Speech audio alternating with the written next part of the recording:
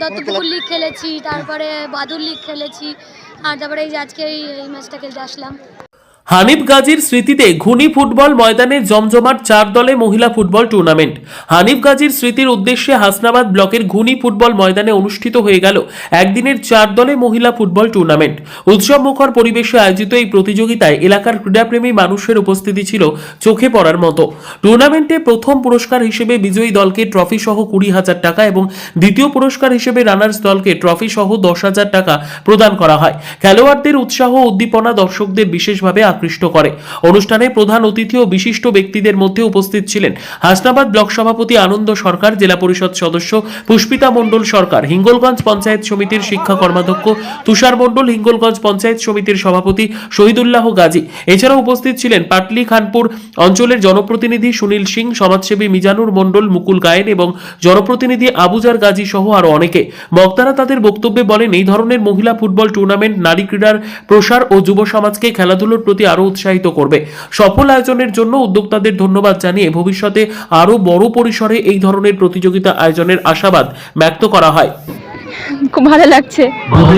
ফুটবলে আসো, ফুটবল খেলো, শরীরও ভালো থাকবে, ভালো যেতেও পারবে। গ্রাম বাংলার মেয়ে সবাই এখন ফুটবল খেলছে।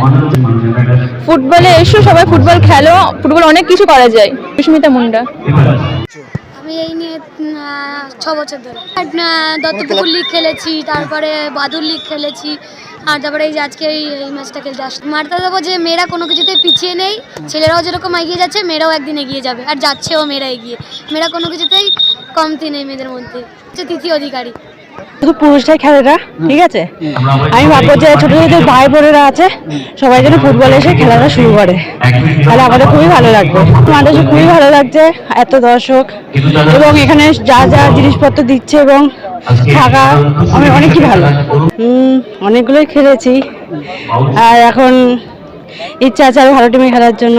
গুণী নাগরিকবৃন্দকে প্রথমে আমি আন্তরিক শুভেচ্ছা স্যালুট জানাই।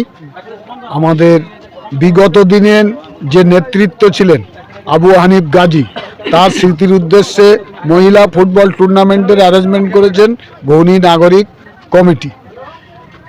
আমরা চাই বিগত দিনে যে সমস্ত নেতৃত্ব আমাদের লড়াই সংগ্রামের মধ্য দিয়ে উঠে এসেছিলেন, তাদের স্মৃতিচারণের মধ্য দিয়ে সাধারণ মানুষ এবং যুবক ভাইরা যারা এখন নতুন করে তৃণমূলে সংযোজিত হচ্ছে, তাদের মধ্যে সেই স্মৃতিচারণার সমস্ত ফলাফলগুলো প্রতিফলিত হোক এবং বিগত দিনের লিডারদের সমস্ত কার্যকলাপকে পাথেয় করে আমরা যাতে আগামী দিনে এই পাটলি খানপুর গ্রাম পঞ্চায়েতের মাটিতে তার উন্নয়নকে প্রতিফলিত করতে পারি, এটাই গুণী নাগরিকবৃন্দ কমিটির পক্ষে বড় পথ বলে আমার মনে হয়। ধন্যবাদ জানাবো এখানকার নাগরিক কমিটি যারা থেকে আজকে মরহুম হানিফ গাজীর স্মৃতি উদ্দেশ্যে যে 4 দলের যে মহিলা ফুটবল খেলা, এই খেলাটা অ্যাকচুয়ালি আমরা খুব অন্তরের সহিত আজকে খুব আনন্দের মাঝখানে কিন্তু আমরা এখানে এসেছি। কারণ হানিফ ভাই বলতে আমাদের একটা অন্তর, কারণ দীর্ঘদিন ধরে ওই মানুষটার কাছে আমরা অনেক কিছু রাজনৈতিকভাবে আমরা এখানে যারা এসেছি প্রায় আমার রাজনৈতিক পোর্টফোলিও প্রত্যেকের আছে, কিন্তু সেক্ষেত্রে এই ধরনের মানুষদের কিন্তু কাছে আমরা চিরকৃতজ্ঞ। কারণ এনাদের কাছে আমাদের অনেক শিখেছি, অনেক দেখেছি, অনেক আমাদেরকে অনেকভাবে ভাষা দিয়ে অনেকভাবে আমাদেরকে অভিজ্ঞতা দিয়েছে। তো আমি শুধু বলবো, দেখুন যেই মানুষগুলো রাজনৈতিকভাবে যখন আমাদের এখানকার নেতৃত্ব দিত, শুধু পাটলি খান না, হানিফ ভাই হাসনাবাদ ব্লকের একটা কর্ণধার ছিল, এবং যেভাবে ওনার শারীরিক অসুস্থতা ছিল, আমরা উপরওয়ালার কাছে, ঈশ্বরের কাছে আমরা কামনা করি উনি ভেস্তেবাসী হোক। কারণ ওনার জীবন দশায় যেভাবে লাস্ট ফিনিশিংটা উনি একটু কষ্ট করে উনি চলে গেছেন। আমরা বলি যেখানকার মানুষ যারা করেছে যে এই আজকের যে খেলা, এই খেলা মানে একটা মিলন মেলা। এখানে সাম্প্রদায়িকের ঊর্ধ্বে কিন্তু সবাই একত্রিত হয়ে, কে হিন্দু কে মুসলিম কোনো জিজ্ঞাসা করেন, সবাইকে এক করে আজকে হানিফ ভাই স্মৃতি উদ্দেশ্যে যে তার একটা বার্তা, আশা করি আগামী দিনে এই ধরনের বার্তা এবার এখানকার নাগরিক কমিটি যেভাবে করেছে, নাগরিকবৃন্দরা যেভাবে করেছে, আগামী দিনে এই ধরনের কার্যকলাপগুলো খুব ভালো জিনিস, আমাদেরও খুব ভালো লেগেছে।